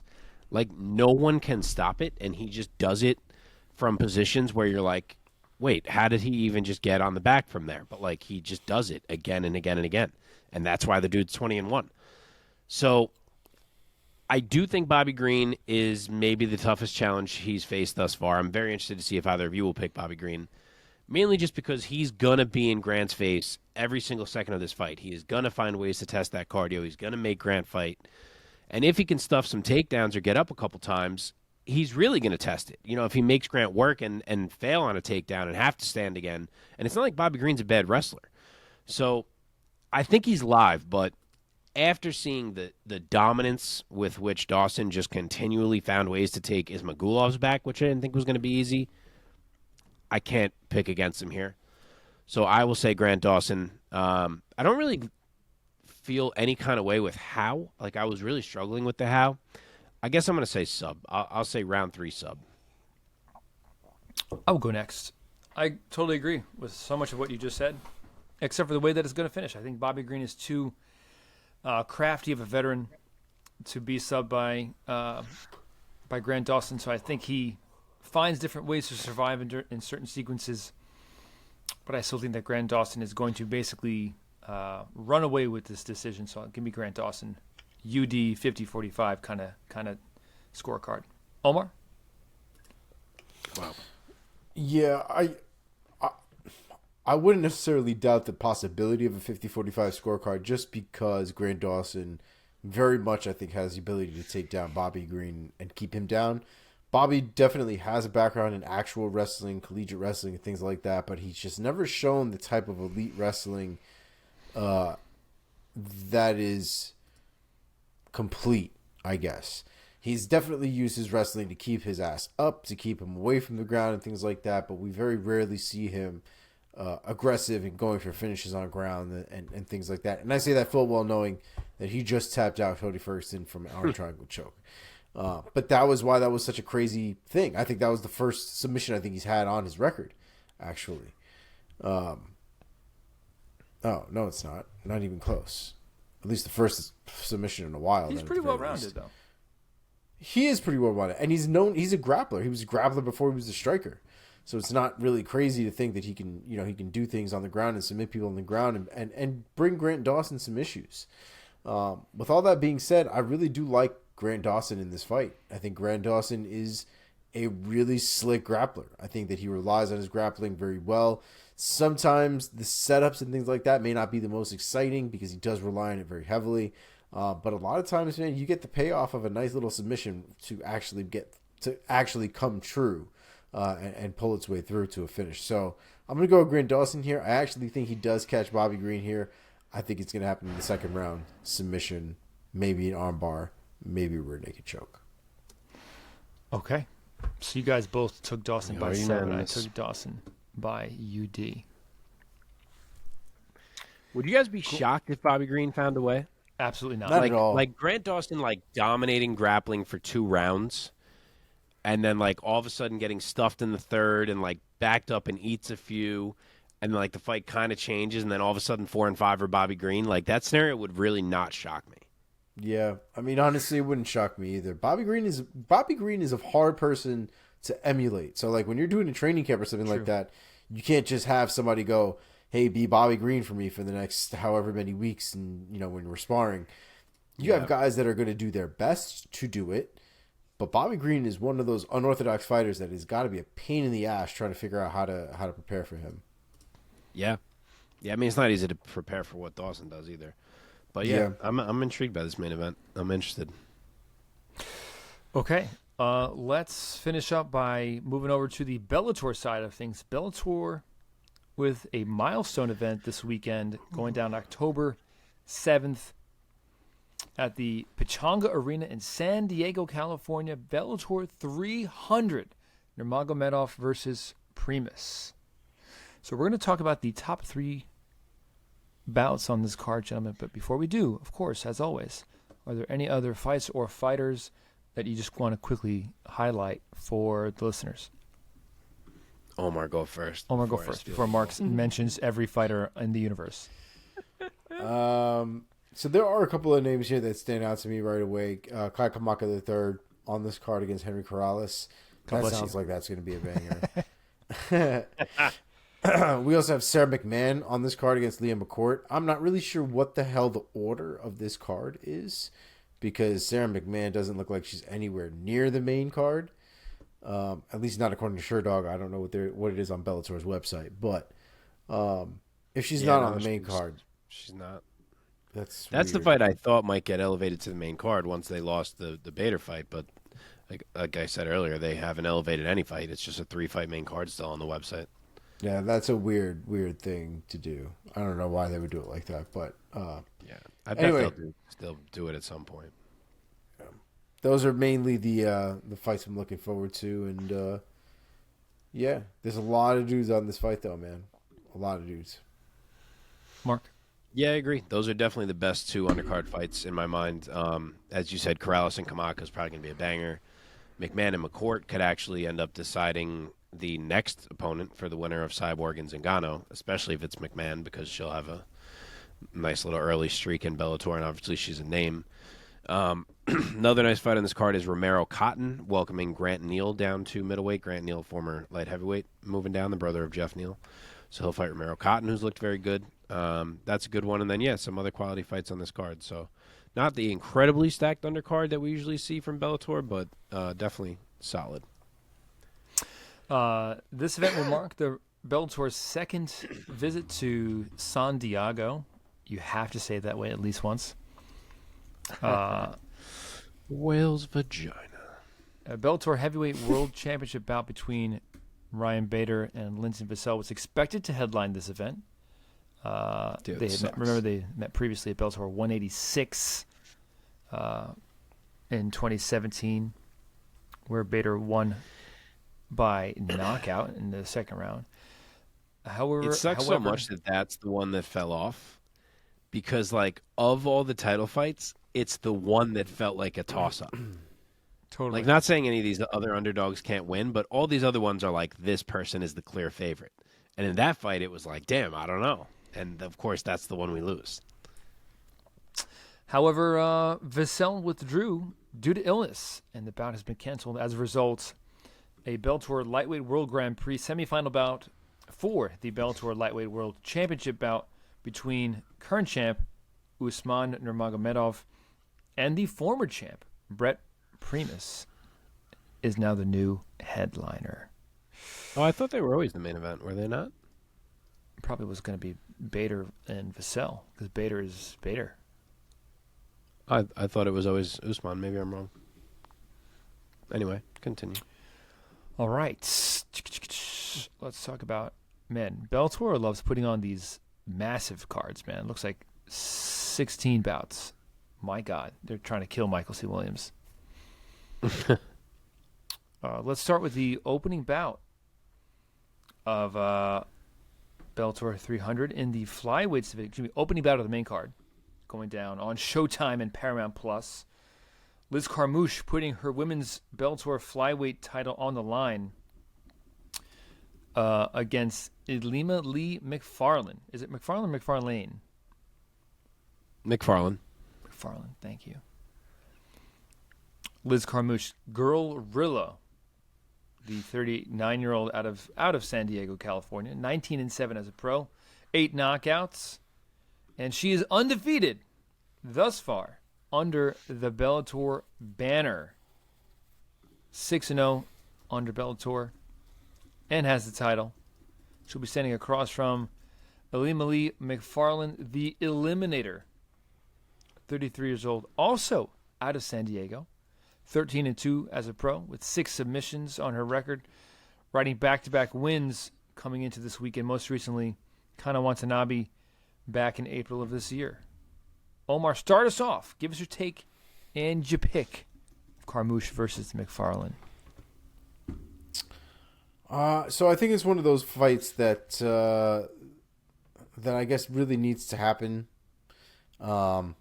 You know, all that movement inside of that division, and these two have not fought at this point. So I think it makes sense. I just think that Liz Carmouche is just a better fighter overall, so I don't really see this being something that Macfarlane can get done. So I'm going to go with Liz Carmouche here, man. And Liz Carmouche has been looking real nasty in Bellator. So I'm going to stick on that theme there, and I'm going to go with Liz Carmouche by TKO round 2 against Ilima-Lei Macfarlane. Mark, you go. Yeah, Liz is a pretty solid favorite. She's minus 280. Ilima-Lei is plus 215 as the dog. They're the same height. Carmouche has a 2-inch reach advantage. These two are good friends. They've trained together for a while. They've always mentioned this fight as a possibility ever since Liz came to Bellator, but had said that it was one that would need to be for a title. Circumstances have finally dictated that making sense, and now they've got just that. And you could see that they're friends. I don't know if anyone saw the first face-off today, but like Ilima-Lei ran out at her like super aggressive and got in her face, and they were like cracking up about it. So obviously they get along very well, but they will throw down here.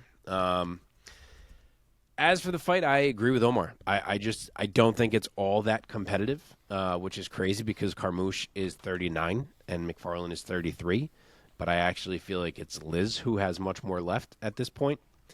And who always had more, if we're being honest. You know, Ilima-Lei had her nice run in Bellator, but I don't think the competition at the time when she was champion stacks up to what Liz has been dealing with for years and years and years. And I just think Liz has her outgunned mainly everywhere. I mean, maybe range striking is maybe the one place Liz does not, but I think she's just going to outwork her all fight, especially in the clinch. I could see this thing end in a variety of ways, but I'm going to say it's some type of situation where Liz is bullying her a bit on the ground and Macfarlane leaves herself open for some type of sub. So I will say Liz Carmouche, late round 2 submission. We are unanimous. I'm also going to go with the vet and still Liz Carmouche. I think she's just too tough, too well-rounded. Give me Liz Carmouche by UD to defend her Bellator Women's Flyweight title. Thank God there's only 2 more fights. Our boy Omar's falling asleep over there. Bro, Hard. drink some Ovaltine and get it together. The fucking comments are going to yell at you. Dude. You suck my ass. Okay. We're about to talk about Cris Cyborg, bro. Show some respect. All right. Cris Cyborg taking on Alpha Cat Zingano. Cyborg, the 38-year-old out of Brazil, 26-2 with 1 no contest. What a fucking career. 20 of her 26 wins have come by way of knockout. She's also thus far undefeated under the Bellator banner. She's 5-0 under Bellator. Most recently defeating Arlene Blenko back in April of 2022. So she hasn't appeared in about a little over a year. Cat Zingano getting her crack against Cyborg, Alpha Cat. 41 years old, out of Broomfield, Colorado. 14-4 with 9 finishes, riding a 4-fight win streak, and also undefeated under the Bellator banner. Mark, start us off this time. Give us, Omar, you're killing me, bro. Your fucking eyes. You're fucking, ay. That's a fucking joke. Mark, just start talk. I'll yell into the mic. Cris Cyborg, minus Mike's lost it. Cris Cyborg is a minus 600 favorite. Don't worry, people. I'll hold this show together. Minus 600 favorite. Cat Zingano is plus 400, which feels about right. 2 inches of height and 1 inch of reach on the side of Cyborg, so they're pretty similar sized women. Finally, we get the most obvious featherweight title fight that Bellator can make. For a bit there, it seemed like maybe we'd never see it. But despite the fact that Cat is 41 years old and Cyborg is 38 for that matter, at least we get to see it now. I'm glad we're getting it. But don't get it twisted. Despite being 38, Cyborg is still the best 145-pound woman on the planet. I guess Larissa Pacheco may have something to say about that. I do hope we get to maybe settle that one day, but that's for another day. This fight is interesting because of 2 things. Cat Zingano is capable of eating some shots, and Cat Zingano can cause a lot of grappling problems. If she could ever get on top of Cyborg, she can really be nasty with her grappling and her elbows and little shots that she sneaks in on the ground, and she could really be a factor there. But I just don't think she's the requisite level of athlete to trouble Cris Cyborg, and I think she's going to end up getting frozen in some exchanges and getting hurt. So I'm going to say Cris Cyborg, round 2 TKO. Omar? Yeah, I don't disagree. I also think that if this was the Cris Cyborg from like prior to the UFC, where she was before she got knocked out, when she was a little bit more reckless and a little bit more, kind of out there, I actually think Cat Zingano might have had a better shot. But we've seen a really measured Cris Cyborg over the last few years, very content to be in there, just picking people apart. Isn't necessarily trying to murder people the same way that she used to. It's kind of like if they die, they die, but it's not it's not the same type of I'm trying to kill you within 60 seconds, which was kind of the defining factor of a lot of the fights in her career. So I think that probably lends to a rougher night for Zingano, for being honest. So I'm also going to go with Cris Cyborg here. I think there will be a KO. I think it'll come later in the fight once it starts to wear on Zingano because she is tough. So I'm going to go with the 3rd round KO or TKO, I should say, for Cris Cyborg. Yeah, I agree. Cris Cyborg, she can be 60 years old, and I'm still going to be picking her to just truck girls in whatever promotion. So give me Cris Cyborg. Facts. I'll take a round. Give me round 1 knockout. Let's go. There we Go. We got round 1, 2, and 3. Look at us. Nice. It'll Okay, be main round event 4. time. Lock it up. Main event time for Bellator 300. Lightweight title bout as part of Bellator's Lightweight World Grand Prix. Usman Nurmagomedov putting his belt on the line against Brent Primus. Is it Primus or Primus?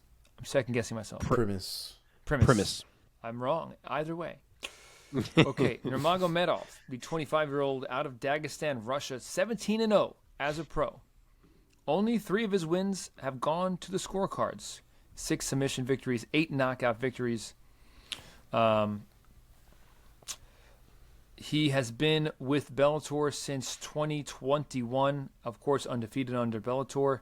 He's the reigning lightweight world champ, most recently choking out Benson Henderson back in March of this year in round number 1. He will be standing across from Brent Primus, the 38-year-old out of Portland, Oregon, 12-3 as a pro, with 8 finishes, 6 of them submissions. Most recently coming off of a nice unanimous decision victory over Mansour Barnaoui back in May of this year. Omar, start us off. We're going to go out strong, baby. You should take in your pick. I have no intention of picking against Usman Nurmagomedov. Not this lifetime or anytime soon. I also think that, for those of you who don't know, could have added this to the sphere maybe, but it was a small little tidbit. Cain Velasquez got permission to corner Usman Nurmagomedov. No. So he will be there. Yes, he will be there. And it just seems like the cards are falling for Usman here. Seems crazy to pick against him. From a technique standpoint, I would say the wrestling probably favors Usman in this as well. Brent doesn't really do too much other than wrestle. I don't trust his striking all that much.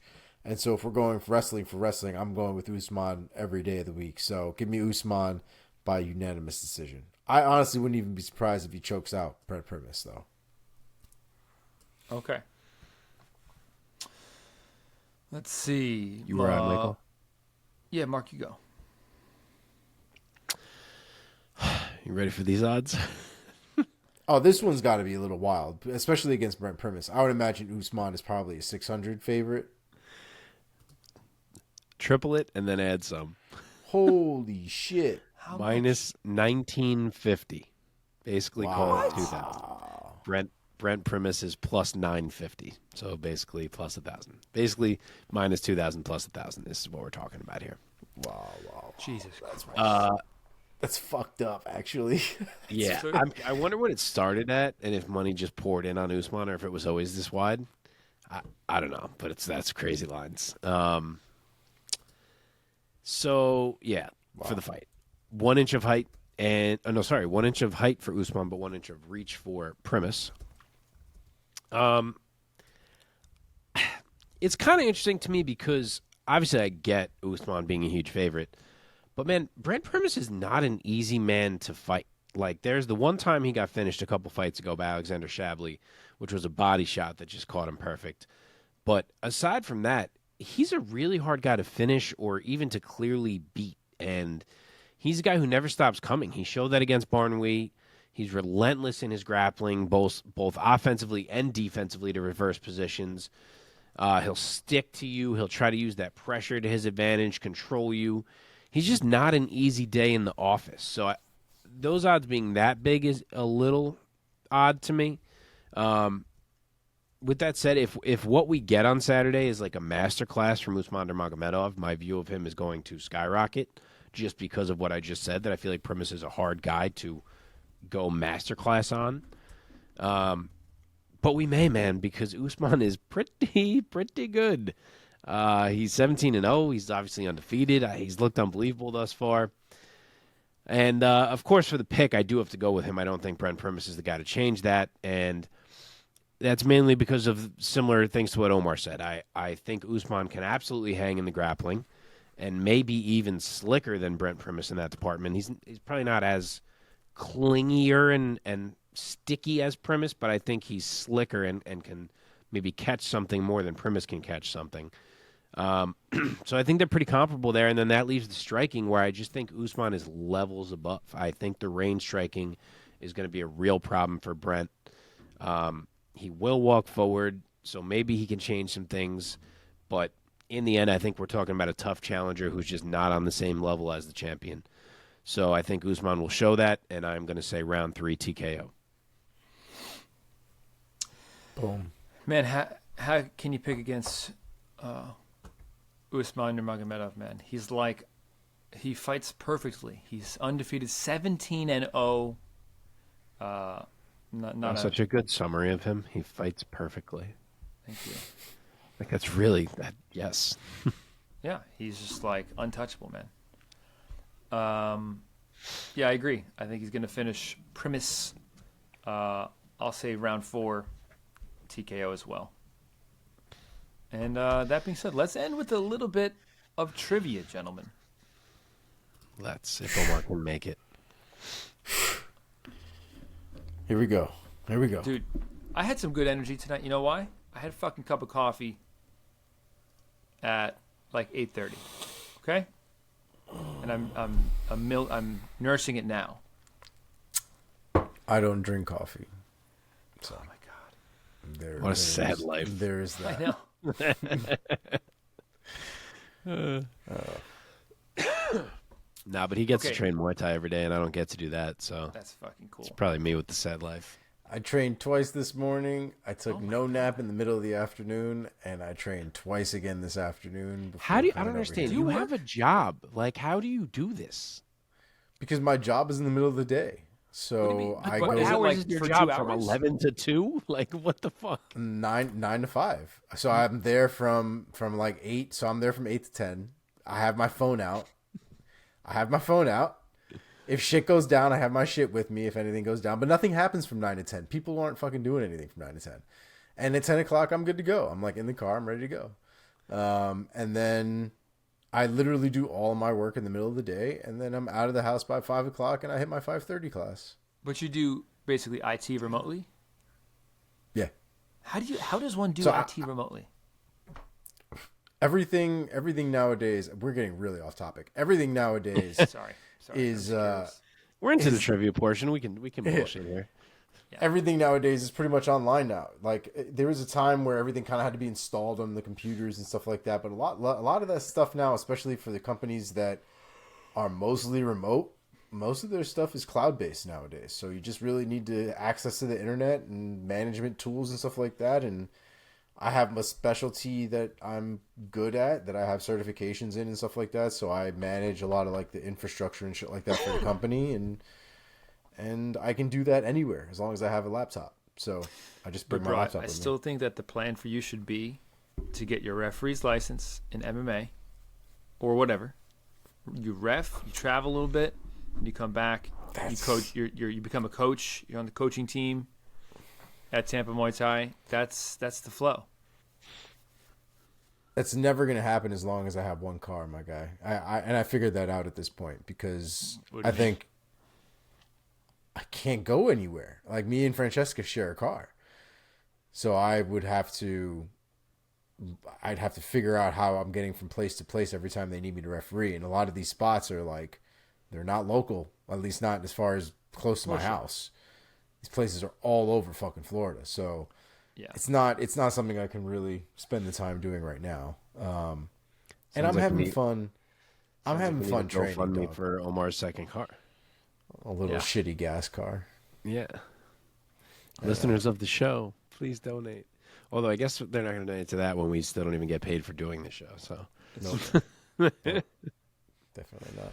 All right. On the heels of, Trivia. of Cedric, on the heels of Cedric Doumbe's 9-second knockout, I'm looking at a list of the fastest knockouts in UFC history across all bouts. I know the fastest.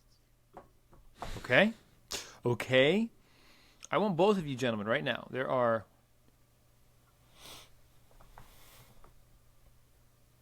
Okay. I want both of you gentlemen right now to take out a pen and paper and take... We're gonna go like Daily Double style here. I can play some music.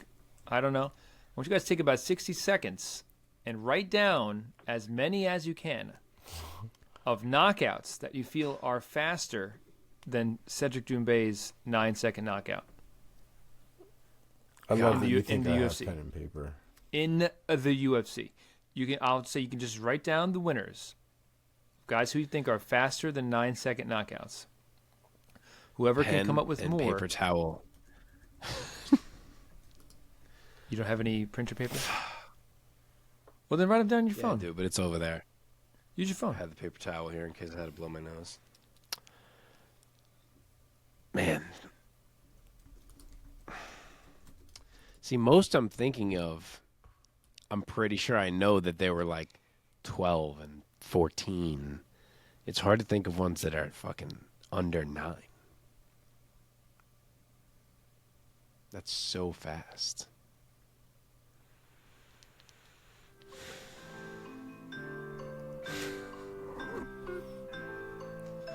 It's fucking cell phone shit. Only 2 come to mind. Off the top of my head. Are we going to get like pulled off YouTube for You're playing going to get us kicked off. I was going to say, you're going to get us kicked right off of YouTube. I'm looking at another one in my head, and I can't. The face is not materializing. Like, I know the era. I'm not fucking placing who it was. Yeah, this is a bad show. 2 weeks in a row, bad trivia by me. I have one answer written down. Yeah, I'm going to go with the 2 that I have. Just one? Wow. We're going to be here for a long time. How many you got? 2. Mark, you only have one that you think is faster than 9 seconds? That's coming to my mind. Like, Connor came into my mind. He wasn't. Connor over Aldo. Ronda's came to my mind. That wasn't. At least, unless it was. I don't think it was. It was not. Huh? Ronda over The one we probably have is Jorge, I'm assuming, right? That's what I have. And the only other one I have was, I think Dwayne Ludwig holds a record in that. That's who it is. somewhere. That's who I'm looking at. Dwayne Ludwig. That's the one I'm picturing that I couldn't get the fucking do. anybody else. Yeah. Anybody but- else? That's all I got. How man. fast was Dwayne's? 6. Okay. Masvidal broke Dwayne's record with a 5-second knockout over Ben Askren, of course. I thought it was 6. Let's see. Want to go down the list? Yeah. Yeah, I guess so. Okay, Todd Duffy knocked out Tim Oh shit, that's Hall right. in 7 seconds.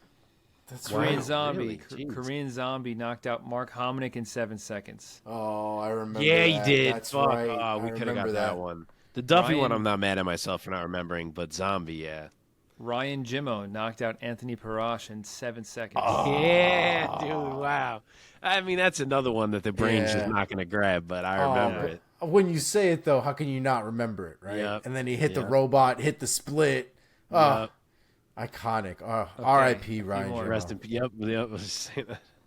T-Rex, Terrence McKinney knocked out Matt Frivola in 7 seconds at UFC 263. Really? I didn't realize it was that.